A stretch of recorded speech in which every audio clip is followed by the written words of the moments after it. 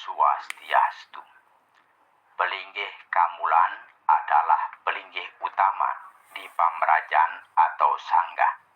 Pamrajan atau sanggah merupakan sebutan tempat suci untuk pemujaan keluarga, bukan tempat pemujaan umum yang berlaku bagi setiap umat Hindu.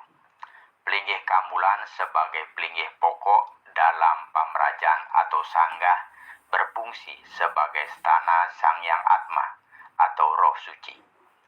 Menstanakan roh suci leluhur pada pelinggih Kamulan dengan tujuan agar keturunannya dapat terus mendoakan, agar para roh suci leluhurnya dapat mencapai alam siwa, bersatu dengan Tuhan Sang Pencipta.